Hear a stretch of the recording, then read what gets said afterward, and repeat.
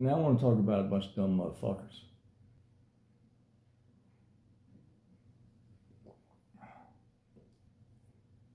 We on? All right.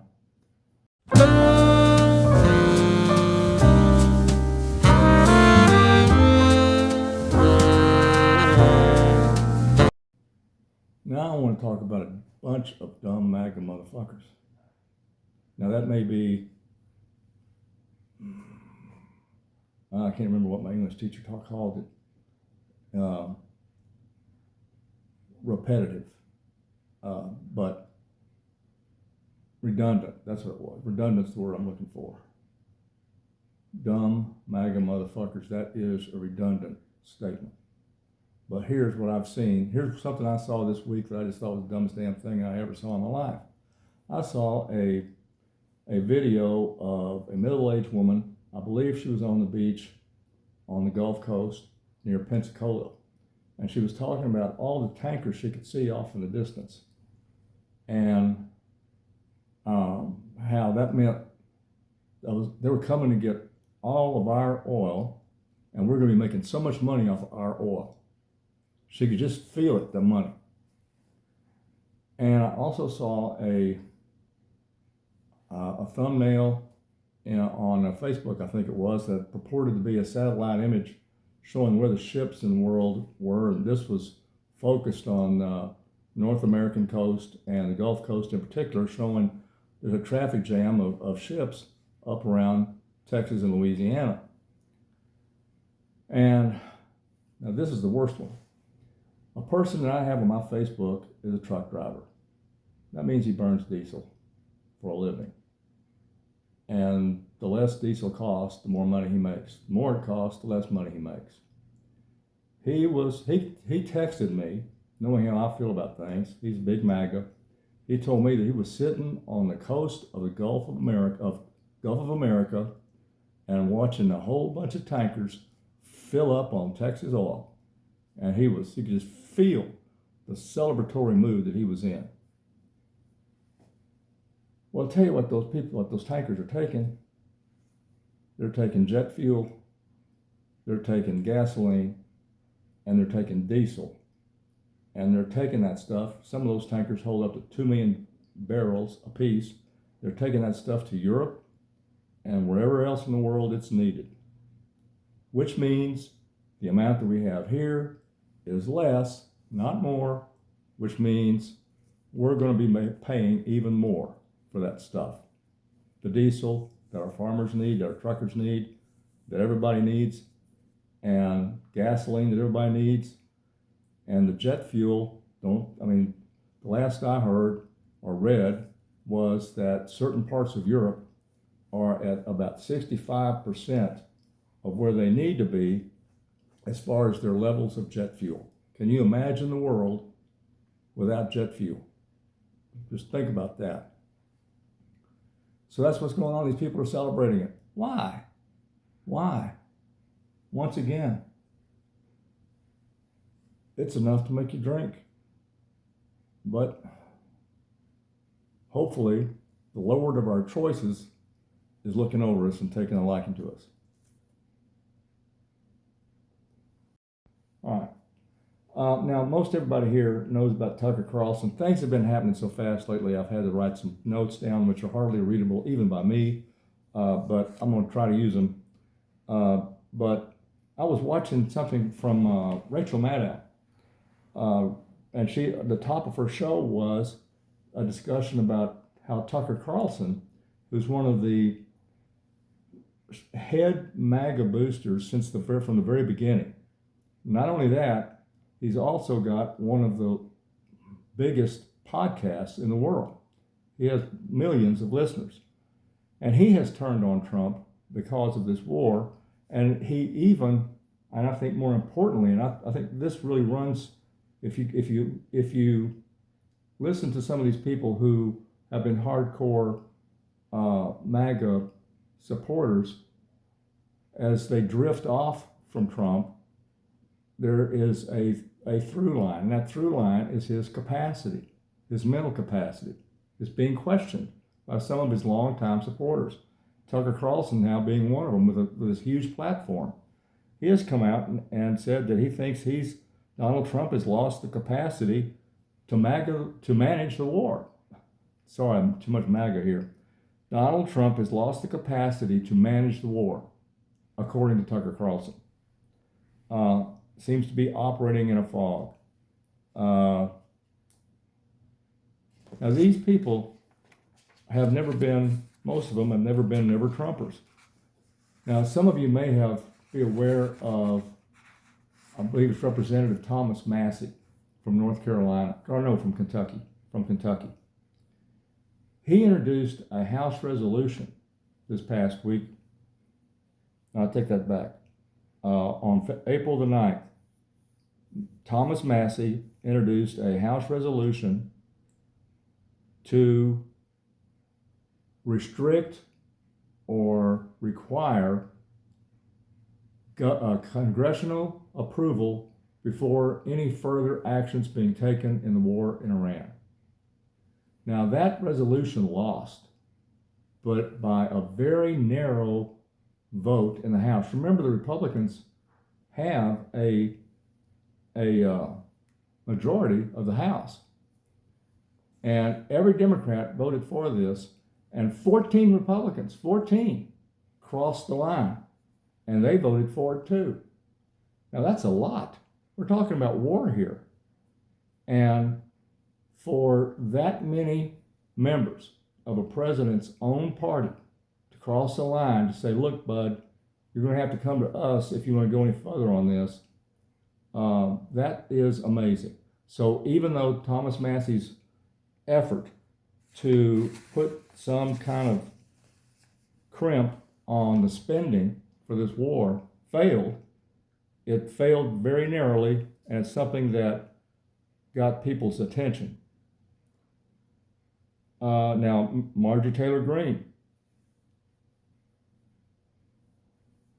is asking if the movement, the MAGA movement, the whole America First movement, and this is really serious. Marjorie Taylor Greene is asking whether or not the movement knows what it stands for. So she's questioning not only Donald Trump's capacity to know what his own movement that he started stands for, but does the average Joe on the street understand what it means anymore? Has it lost all meaning? I think this is a major sloughing off of support for this president. He's already at disastrously low levels in the polls. I can remember when LBJ first escalated the war in Vietnam and put in the ground troops, and favorability for that war in the beginning was high. Anti-communist, the domino theory, all that stuff made perfect sense to send a bunch of troops into Vietnam at the time in 1965. By 1967, when there was no apparent success, people started to question it. When enough college kids started getting their draft cards, their draft notices, that was it. And so it's not unusual for a war to start off with high approval ratings and get slightly lower as they go on. That happened in Vietnam. It happened to George W. Bush in 2003 when he went into Iraq. Iraq was a war of choice. Even though it wasn't sold as one, it was a war of choice. And as it slogged on and there were no weapons of mass destructions as we were promised, then support by 2006, support of that war was almost gone. So what we have to remember here is that's the normal. That's the normal. What's happened here is Trump never had a high approval rating for the war to begin with. And it's only going to get worse. So, again, it's enough to make you drink. For instance, prior to this current term, the President of the United States, Donald Trump, had information about his tax returns leaked by a contractor with the IRS, which showed that prior to 2020, he had paid very little in taxes. He then sued the IRS for $10 billion with a B dollars. That suit is still pending. Now let's think about what's going to go into settling that lawsuit. The IRS is part of the executive branch, which means it falls under the Department of Justice. The Department of Justice is the attorney, the law firm for the United States of America. So it's their job to defend this lawsuit. With the departure of Pam Bondi, the Department of Justice is now run by Todd Blanche. So who is Todd Blanche? Todd Blanche was Donald Trump's personal lawyer prior to the beginning of this administration and his appointment to the Department of Justice. So it's a classic conflict of interest. Donald Trump is essentially negotiating with himself. He has sued himself. So basically they could settle this lawsuit for, let's say, 10 million instead of 10 billion and claim the government saved you a lot of money, when all it is just a bunch of free money for Donald Trump. And, excuse me, are we on? We're good. So that's, and we can get back to another lawsuit later, but that's one. $10 billion with the sole discretion of settling that lawsuit in the hands of Donald Trump's own former lawyer. Now, if that's not enough for you, let's go to the international scene.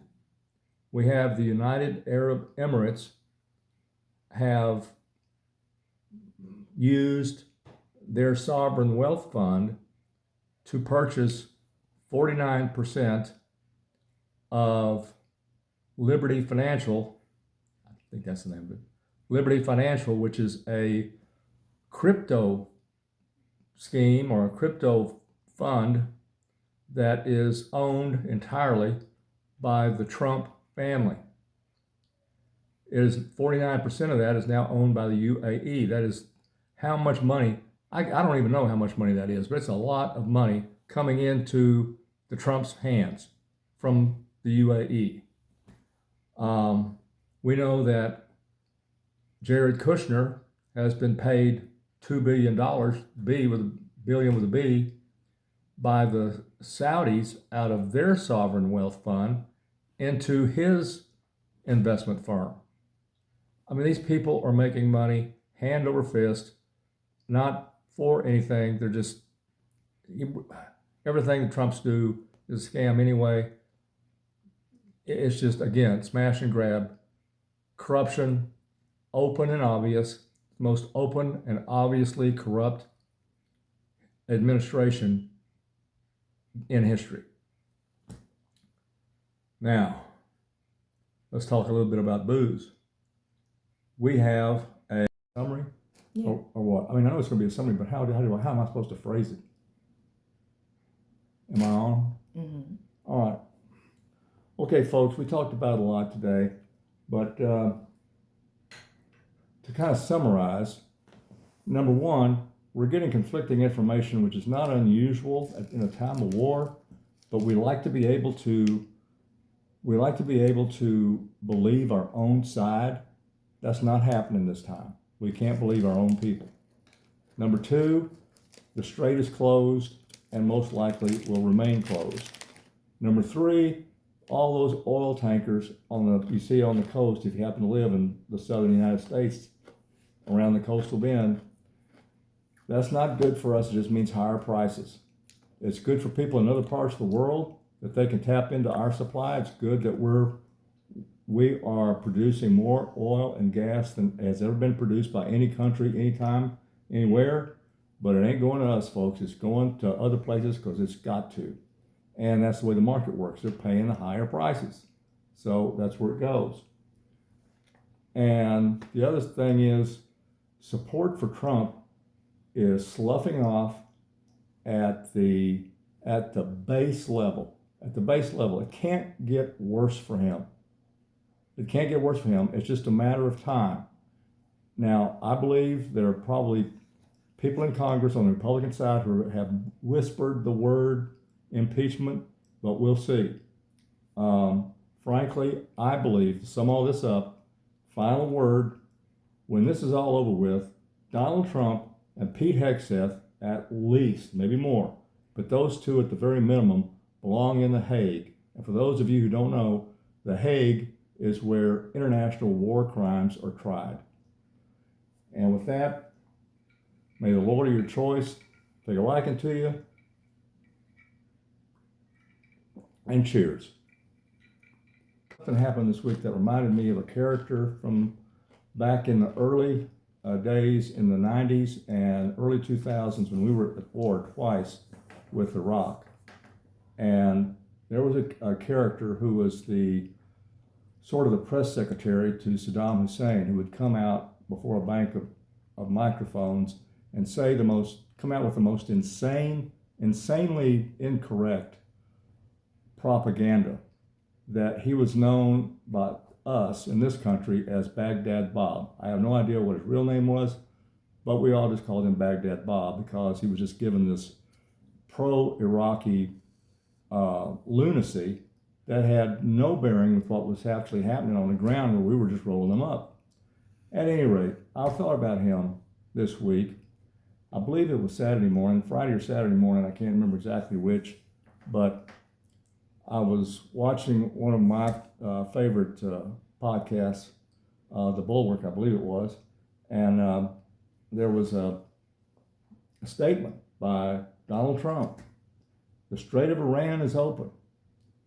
And I'm thinking, now wait a minute. First off, it's not called the Strait of Iran, it's the Strait of Hormuz. So is this really true? And then later I saw a statement that was put out by the Iranian government at about the same time that said that their ports were open to traffic subject to their approval, or words to that effect. And while all this is going on, the U.S. blockade is still in place.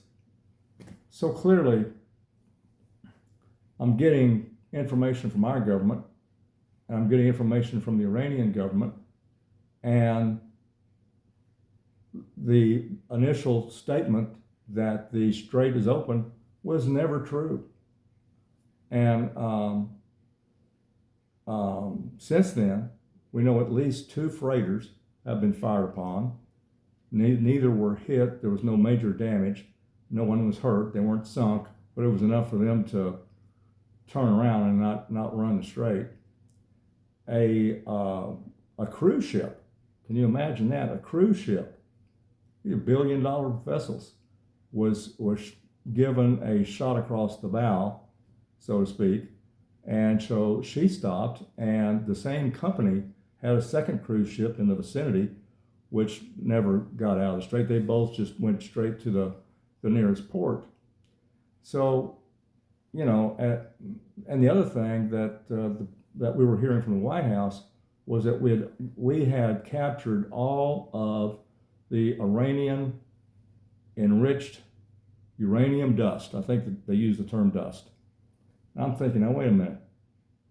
You know, you're talking about enriched uranium. That's pretty dangerous stuff. You just don't go in with a backhoe and a dump truck and fill that thing up and come home. That's not how it works. So later, I saw not much later, just moments later, I saw a statement from the Iranian government that basically said that enriched uranium to them was as sacred as a grain of Iranian soil, and nobody was going to be getting it. So, and we haven't gotten it. And so I'm now to the point where basically we're back to the status quo.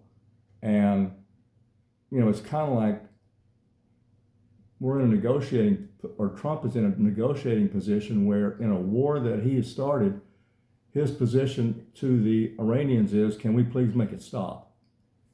And the more I think about it, the more I think, I miss Baghdad, Bob. I miss those days when we just had one and we didn't have one on each side. It's enough to make you drink.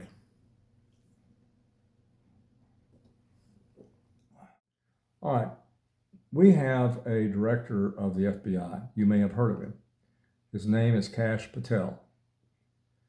In the most recent issue of The Atlantic, which is a well-regarded publication, there is an article that reveals that Kashmir Patel has a drinking problem. It's gotten to the point that staff meetings that would typically be carried on in the morning have been moved back later in the day so that he can be fit to attend. Give him time to sober up. There is a report of at least one incident in which his staff was trying to get in touch with him, get him out of his room, and they couldn't make any contact with him while he was in his room. It got to the point that they used SWAT-like methods to get inside his room, battering ram, whatever, to get into his room to make sure he was there. Of course, he was too drunk to do anything. There is one story or one incident about Patel not being able to get into his computer. And because he was unable to get into his computer, and because he's paranoid about his job, he thought he'd been locked out of his computer because he had been fired. And he was freaking out over this computer business. And so they finally brought in somebody from the IT, and turned out it was a simple glitch. He may have just forgotten his password or whatever. But that was not, he created a big scene over the fact that he couldn't get into his computer and thought he was being fired. So now, this is the juicy part. I just told you about one lawsuit. I'm going to tell you about another one. He has now sued, Kashmir Patel has sued The Atlantic, the publication, for publishing that story for $250 million. Now, there's some very juicy angles that come out of that lawsuit, and I want to do a separate video on that. I think it deserves it. We'll talk about that later.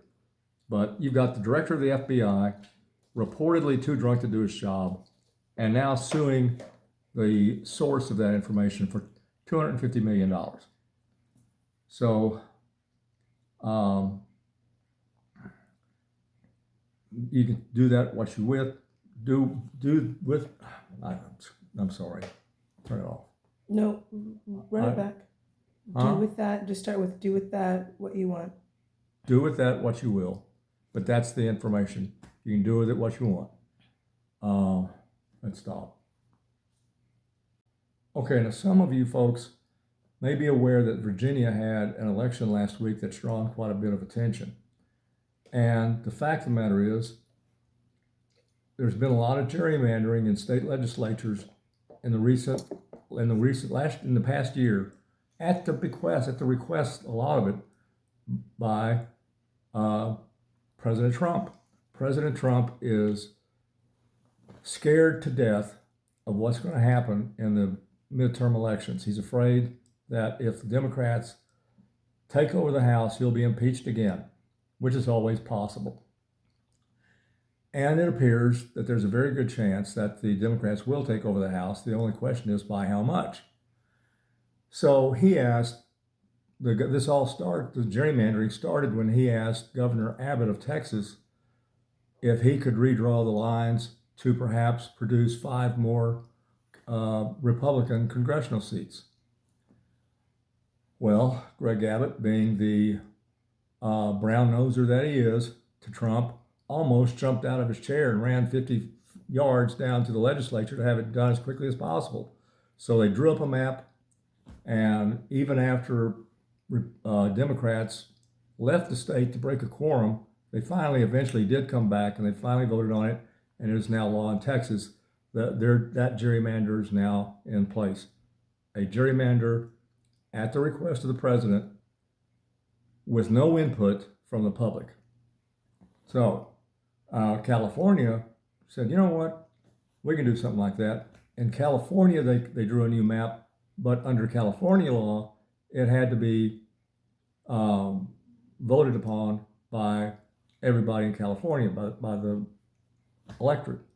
So they voted on it and they passed it. So there was a Democratic leaning gerrymander in California to offset what happened in Texas. But in that case, it was approved by the voters. It wasn't imposed on them. It was approved by them. While all this is going on, the president also asked the Indiana Republican-led legislature to redo their map to give him a few more Republican seats in Indiana. And the people, the head of the legislature in Indiana said, no, we're not going to do it, with great courage. And my hat's off to him for taking that position. Now, the most recent, there have been gerrymandering in other states. Frankly, I haven't been keeping up with all of them. But the most recent one is Virginia. Now, Virginia had a system where they gerrymandered, they redrew the lines that would create 10 congressional seats out of 11. 10 out of 11. And that was submitted to the electorate. And that was the election they had last week. There were many Democrats who were unhappy with the idea of gerrymandering at all because they don't like gerrymandering. And I understand that. That's not fair. Gerrymandering is like playing blackjack with a stacked deck. It's cheating. That's all it is to it. It's cheating. Both sides have done it at different times, but the fact of the matter is it's cheating, and that's just the way it is. So a lot of Democrats really, they may have felt like they needed to do something, but they didn't want to do it this way, so they tended to vote against it. Well, the measure passed narrowly, 51 to 48, something like that. It was close, but it passed. So here's the deal on gerrymandering. Number one, I don't like it. I never have liked it because it is cheating no matter who's doing it. And I'm like a lot of other Americans who were very proud when they saw Michelle Obama at a Democratic National Convention announce, when they go low, we go high. That's been the Democrats' strength in the past and over the years, but it's also been their weakness. Because the third thing I was very proud of Michelle when she said that, and I felt the same way she did. But now, today, I am tired of getting kicked in the teeth at election time. I'm tired of us, Democrats that is, of Democrats bringing knives to a gunfight. It's time that we fight fire with fire, and if they gerrymander over here, there's nothing wrong with us gerrymandering over here. So that's gerrymandering 101. I'm against the whole idea, but if they're going to do it, then by God, we're going to do it too. And I want to say cheers to the people of California, the legislature in Indiana, and the people of Virginia. Here's to you.